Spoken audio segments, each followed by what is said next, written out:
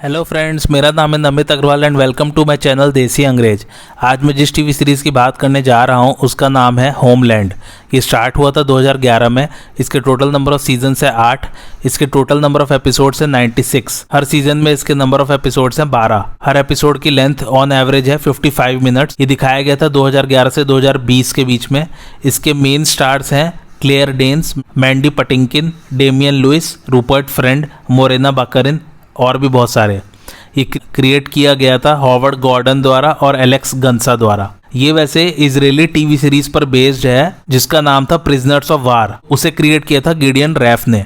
ये दिखाया गया है शो टाइम नेटवर्क पर। इसकी लोकेशंस ऑफ शूटिंग है बुडापेस्ट जो कि हंगरी में है, वर्जीनिया, न्यूयॉर्क, नॉर्थ कैरोलिना जो कि अमेरिका में है, बर्लिन जो कि जर्मनी में है, इजराइल और केप टाउन साउथ अफ्रीका में है। इसका जॉनर है क्राइम, ड्रामा, मिस्ट्री और थ्रिलर।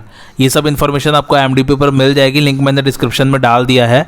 और मेरे चैनल को जल्दी से सब्सक्राइब कर लीजिए ताकि आपको और भी टीवी रिव्यूज के नोटिफिकेशन मिल सके। अब इसके डिस्क्रिप्शन की बात करते हैं। एक CIA ऑपरेटिव है जिसे पूरा विश्वास है कि अफगानिस्तान में जो अमेरिका के सिपाहियों के साथ युद्ध हुआ था उसमें कुछ सिपाही बंदी बना लिए गए थे। उसमें से एक निकोलस ब्रोडी नाम का मरीन है जो 8 साल बाद रिहा कर दिया गया है अल कायदा द्वारा। और उस CIA ऑपरेटिव को पूरा शक है कि वो अल कायदा वालों का जासूस बन के आया है और कोई बहुत बड़ा हमला होने वाला है अमेरिका में। तो CIA जैसे कि आपको पता ही है हमारे यहाँ रॉ है, वैसे ही बाहर CIA है, वहाँ की इंटेलिजेंस एजेंसी अमेरिका की। अब कहानी की बात करते हैं। फर्स्ट सीजन में जो अभी मैंने प्लॉट बताया मोस्टली यही दिखाते हैं। इसमें एक कैरी मैथिसन नाम की CIA ऑफिसर है जिसका किरदार निभाया है क्लेयर डेन्स ने। और मैं एक बात बता दूं, उनकी एक्टिंग बहुत ही जबरदस्त है। लेकिन दूसरी बात, उनकी एक्टिंग पर मीम्स भी बहुत बन चुके हैं।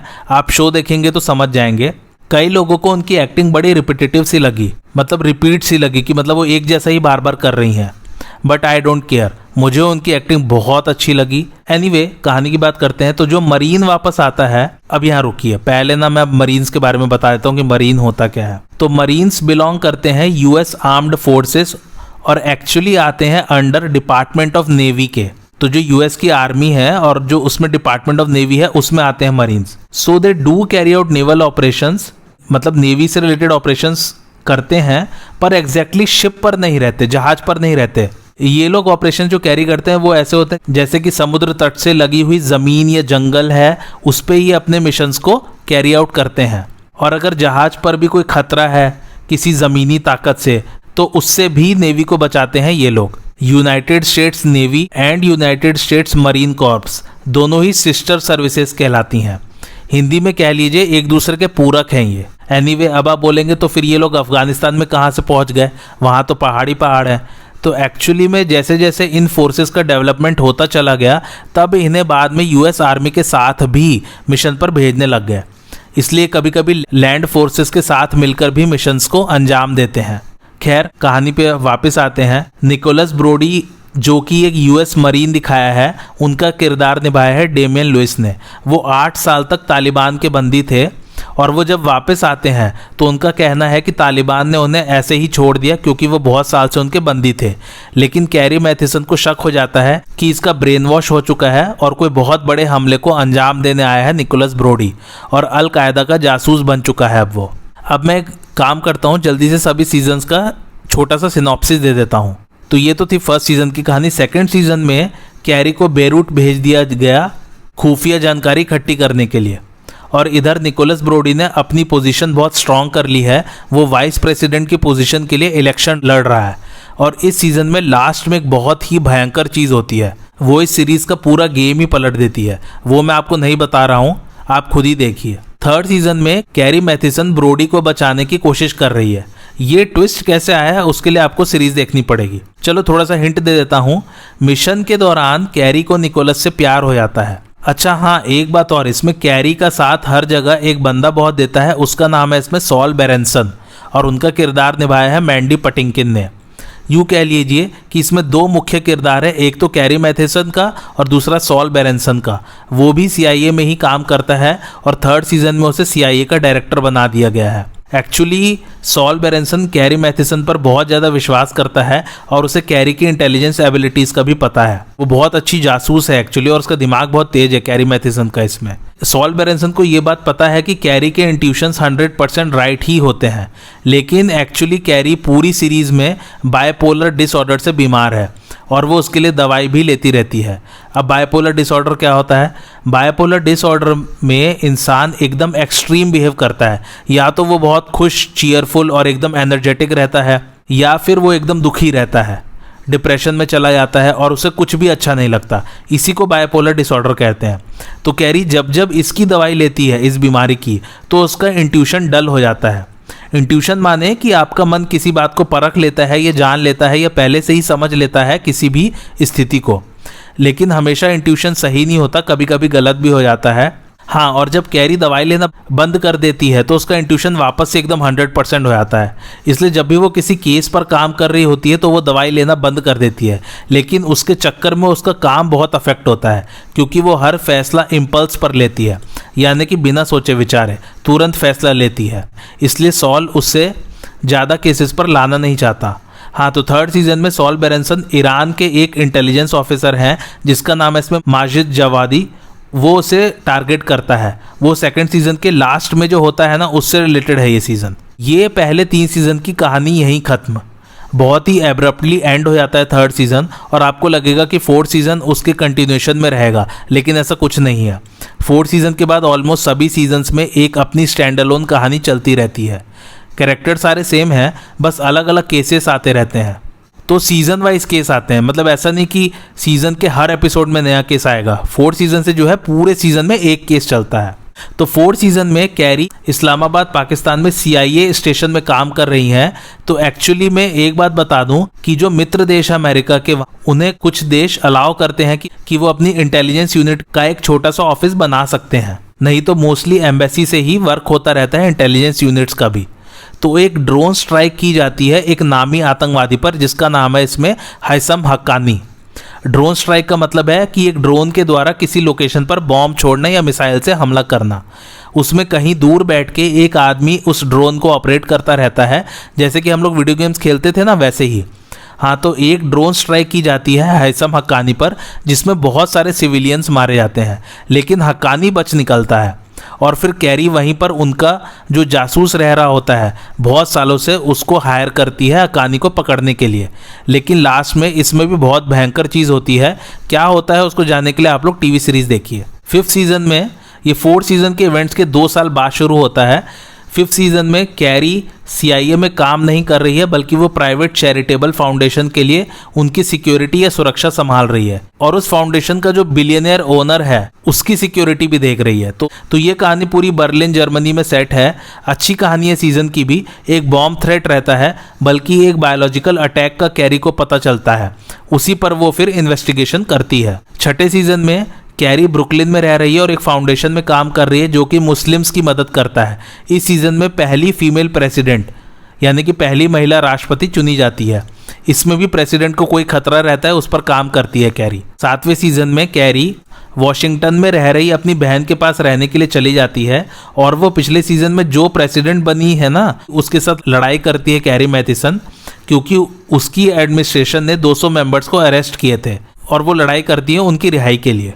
8वें सीज़न में सॉल बेरेंसन नेशनल सिक्योरिटी एडवाइज़र बन गया है प्रेसिडेंट वार्नर का। प्रेसिडेंट चेंज हो गया है, अभी मेल प्रेसिडेंट वापस आ गया, और सॉल जो है उनका नेशनल सिक्योरिटी एडवाइज़र बन गया है, और उसे अफगानिस्तान भेजा जाता है तालिबान के साथ शांति समझौता करने के लिए, और वो कैरी को भी साथ ले जाता है। ये 8वें सीज़न का सिनॉप्सिस हो गया। कैरेक्टर्स की बात करते हैं अब हम लोग। इस सीरीज़ में कैरी की पर्सनल लाइफ को भी एक्सप्लोर किया गया है। उसके बहुत सारे कलीग्स के साथ उसका कैसा रिलेशनशिप है, और कैसे कैसे वो अपनी बीमारी यानी कि बाइपोलर डिसऑर्डर से भी जूझती है, ये सब भी दिखाया गया है।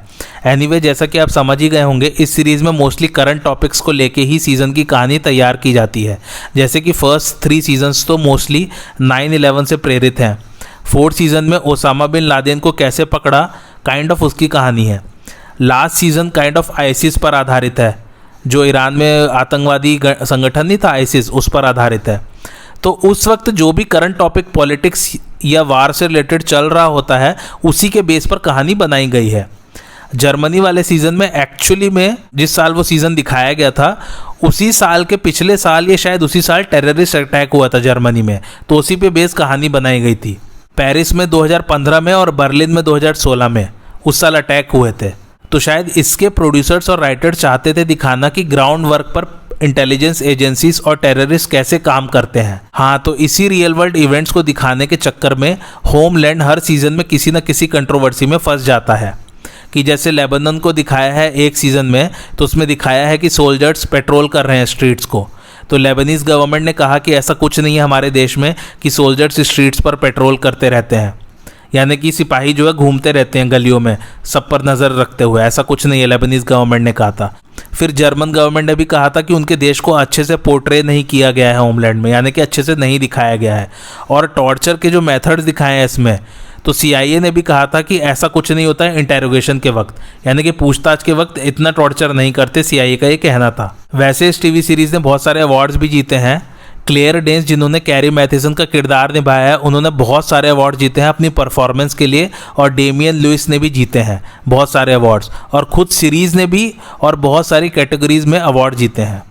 खैर, अब बारी आती है मेरे रिकमेंडेशन की। मेरी तरफ से मस्ट वॉच है ये सीरीज़। अब पहले तो मैं आप लोगों को बता दूं कि इस सीरीज़ को बहुत ही मिक्स रिस्पांस मिला है।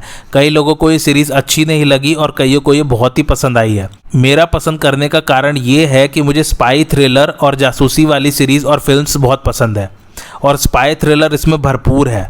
दूसरी बात, इस सीरीज़ में रियल वर्ल्ड इवेंट्स को ध्यान में रखकर कहानी लिखी गई है। तो आप कह सकते हैं कि 100% सच तो नहीं हो सकती कहानी, लेकिन कुछ ना कुछ कहीं ना कहीं स्टोरी के एलिमेंट्स कुछ हद तक सच हो सकते हैं, क्योंकि जो राइटर्स की टीम होती है वो कहानी पर रिसर्च करने के बाद ही उस पर काम शुरू करती है। एनीवे, ये रियल वर्ल्ड वाला कनेक्शन मुझे बहुत पसंद आया कि जो दुनिया में सच्ची में घटनाएं हो रही हैं उसके आधारित पर कहानी लिखना और उसको सीज़न में डालना, ये बहुत ही अच्छी बात है। दूसरी बात, इसमें सभी एक्टर्स की एक्टिंग लाजवाब है। So for me everything was working in the right direction. मेरे लिए हर चीज़ सही दिशा में जा रही थी इस सीरीज़ में, इसलिए ये सीरीज़ मुझे पसंद आई। जिनको नहीं पसंद आई उनके रीजंस भी मैं बता देता हूँ। लोगों को एक्टिंग इतनी खास पसंद नहीं आई, और उनका कहना था कि स्टोरी लाइन स्लो है। उसके बाद टेररिज्म का अगर जिक्र होता है तो रिलीजन की बात भी आ ही जाती है। तो लोगों को ज़्यादा किसी रिलीजन के अगेंस्ट या उनके फेवर वाली सीरीज़ या मूवीज़ ज़्यादा पसंद नहीं आती। जिस सीरीज़ या मूवीज़ में ज़्यादा धर्म या आतंकवाद आ जाता है ना, तो फिर लोगों को वो पसंद नहीं आता है। लेकिन जब तक कि वो खुद उस रिलीजन के ना हो तब उन्हें पसंद आती हैं चीज़ें। That's the hard and unspoken truth. अब इसके कुछ फैक्ट्स की बात करते हैं। पहला फैक्ट यह है कि ये अमेरिका के पूर्व राष्ट्रपति के पसंदीदा शोज़ में से एक है। उन्हें ये इतना पसंद था कि उन्होंने इसका पूरा DVD बॉक्स सेट ऑर्डर कर दिया था। पूर्व राष्ट्रपति यानी कि बराक ओबामा की बात कर रहा हूँ मैं यहाँ पे। दूसरा फैक्ट यह है कि कुछ दर्शकों का कहना था कि क्लेयर डेंस ने जैसे कैरी मैथिसन की बाइपोलर डिसऑर्डर को दिखाया है, उससे लगता है कि वो एक्टिंग नहीं थी, क्योंकि इतनी अच्छी एक्टिंग कोई नहीं कर सकता, और शायद उन्हें सच में यानी कि रियल लाइफ में भी ये डिसऑर्डर है, इसलिए प्लीज़ उन्हें ब्रेक दिया जाए और डॉक्टर को दिखाया जाए उन्हें। ये ऐसा ऑडियंस कह रही थी। अब आप खुद ही देख लीजिए कि ये एक फैक्ट है। मुझे उनकी एक्टिंग ऐसे ही पसंद नहीं आई थी। उन्होंने इतनी ज़बरदस्त एक्टिंग की है इसमें कि लोगों को वाकई में लगने लगा था कि उन्हें शायद सच्ची में बाइपोलर डिसऑर्डर की बीमारी है। तीसरा फैक्ट यह है कि अपने रोल को अच्छी तरह से प्रिपेयर करने के लिए क्लेयर डेंस CIA ऑफिसर से मिली थी, और अपने बाइपोलर डिसऑर्डर को बिल्कुल रियलिस्टिक दिखाने के लिए उन्होंने कुछ वीडियोस देखे थे जो बाइपोलर डिसऑर्डर से लोग सफ़र करते थे। चौथा फैक्ट यह है कि कैरी का नाम इसमें क्लेयर ही रखा जाने वाला था, जो कि क्लेयर के नाम के ऊपर ही होता, लेकिन फिर बाद में उसे चेंज कर दिया गया। पांचवा फैक्ट यह है कि मोरेना बकरन ने भी इसमें पहले 3 सीजन में बहुत ही अहम भूमिका निभाई है। वो इसमें निकोलस ब्रोडी की वाइफ का किरदार निभा रही है, जिसका नाम है जेसिका ब्रोडी। मोरेना बकरन को आप लोग डेडपूल मूवी से जानते ही होंगे, वो उसमें डेडपूल की गर्लफ्रेंड बनी है। एनीवे, मोरेना और क्लेयर ने सेम जूनियर हाई स्कूल में पढ़ाई की है, और उनकी क्लास भी सेम थी जब तक वो उस स्कूल में थे। छठा फैक्ट यह है कि डेमियन लुइस को निकोलस ब्रोडी के रोल के लिए कोई ऑडिशन नहीं देना पड़ा था, क्योंकि क्रिएटर्स को उनकी एक्टिंग इतनी पसंद आई थी कीएन नाम की एक मूवी में। ये मूवी मैंने नहीं देखी है, लेकिन जैसा कि मैंने इंटरनेट पर इसका प्लॉट देख पा रहा हूँ, वो कुछ ऐसा है कि इसमें डेमियन के किरदार की डॉटर खो जाती है और वो उसे ढूंढने निकलता है, यानी कि डेमियन ने जो कैरेक्टर निभाया उसकी बेटी खो जाती है, तो वो उन्हें ढूंढने निकलते हैं। कहानी से तो लग रहा है कि वाकई शायद डेमियन ने इसमें ज़बरदस्त एक्टिंग की होगी। मैं तो ये फिल्म ज़रूर देखूंगा। आपको भी टाइम मिले तो इसे देखिएगा और मुझे बताइएगा कि कैसी लगी आपको वो मूवी। सातवां फैक्ट ये कि हैले बेरी को पहले कैरी का रोल ऑफर किया गया था। हैले बेरी हॉलीवुड की एक बहुत बड़ी सुपरस्टार हैं। आठवां फैक्ट ये कि क्लेयर डेंस ने बताया कि इसके राइटर मेरेडिथ स्टाइम बहुत गहरे रूप से इन्वॉल्व थी कैरी का कैरेक्टर लिखने में। एक सिर्फ वही फीमेल राइटर थी शो में, और दूसरी बात मेरेडिथ की बहन भी बाइपोलर डिसऑर्डर से सफ़र कर रही थी। नौवा फैक्ट यह कि ब्रोडी को पहले फर्स्ट सीजन के एंड में ही मारने वाले थे राइटर्स एक बॉम्ब से, बट फिर क्रिएटर्स ने कहा कि उसके कैरेक्टर को और दिखाया जाए जितना कि मुमकिन है, और फिर वो पहले 3 सीजन्स में थे। 10वां फैक्ट यह कि डेमियन को व्हाइट हाउस बुलाया गया था as a guest of president Barack Obama. Damien का कहना है कि उन्होंने और उनकी वाइफ ने वहाँ के एक बाथरूम में सेल्फी ली थी। क्यों ना ले, कोई भी व्हाइट हाउस जाएगा बिल्कुल सेल्फी लेगा वहाँ तो। 11वां फैक्ट यह है कि बेन अफ्लेक को बुलाया गया था पायलट एपिसोड डायरेक्ट करने के लिए, लेकिन काम में बिजी होने की वजह से वो नहीं कर पाए। एक्चुअली में बेन अफ्लेक का उस वक्त अपनी वाइफ जेनिफर गार्नर के साथ एक अरेंजमेंट था कि एक जना अगर काम पर जा रहा है तो दूसरे को घर पर रहना पड़ेगा बच्चों की देखभाल के लिए, इसलिए वो नहीं कर पाए डायरेक्ट। 12वां फैक्ट यह कि सीज़न 5 ने इतिहास रच दिया, ऐसी पहली हॉलीवुड टीवी सीरीज़ बन के जिसका एक पूरा सीज़न बर्लिन जर्मनी में शूट हुआ, यानी कि फॉरेन कंट्री में शूट हुआ। 13वां फैक्ट यह कि कैरी को पहले बाइपोलर डिसऑर्डर है ऐसा नहीं दिखाने वाले थे, लेकिन जब क्लेयर डेंस की कास्टिंग फाइनल हुई और शो टाइम वालों ने उन्हें देखा तो उन्होंने अलग से प्रोड्यूसर्स और राइटर्स से रिक्वेस्ट किया कि उन्हें बाइपोलर डिसऑर्डर वाली बीमारी से ग्रसित दिखाया जाए। 14वां फैक्ट ये है और आखिरी फैक्ट, जैसा कि मैंने पहले आप लोगों को बताया था कि ये रियल वर्ल्ड इवेंट्स के आसपास काम करती है, तो जिस सीज़न में फर्स्ट फीमेल प्रेसिडेंट दिखाई गई उस दौरान ट्रंप और क्लिंटन के चुनाव चल रहे थे अमेरिका में, डोनाल्ड ट्रंप और हिलैरी क्लिंटन, और सबको यही उम्मीद थी कि हिलैरी क्लिंटन ही जीतेगी और शूटिंग ऑलरेडी कंप्लीट हो चुकी थी, लेकिन फिर डोनाल्ड ट्रंप जीत गए। लेकिन राइटर्स ने कहा कि कहानी चेंज नहीं करेंगे क्योंकि वैसे भी ये एक फिक्शनल शो है। IMDb की रेटिंग की बात करूं तो इसकी है 8.3 और इसको रेट किया है लगभग 3,40,000 लोगों ने। मेरा रिकमेंडेशन मैंने बता ही दिया है, मस्ट वॉच है। सबसे अच्छा बात मेरे को इसकी ये लगी कि ये सच्ची घटनाओं पर आधारित जो दुनिया में होती है और जो पॉलिटिक्स और वार होता है उस पर बेस्ड है। अभी यूक्रेन का वार चल रहा है, अगर ये अभी सीरीज़ चल रही होती तो पक्का उस पर एक सीज़न आ जाता। और एक्टिंग तो बहुत ही ज़बरदस्त है, कहानी बहुत ज़बरदस्त है। आपको आज का रिव्यू कैसा लगा मुझे कमेंट करके ज़रूर बताइए, और आप और किस किस टीवी सीरीज़ का रिव्यू देखना चाहते हैं वो भी मुझे कमेंट करके ज़रूर बताइए। और मेरे चैनल देसी अंग्रेज को लाइक शेयर और सब्सक्राइब ज़रूर कीजिए। Thanks for watching.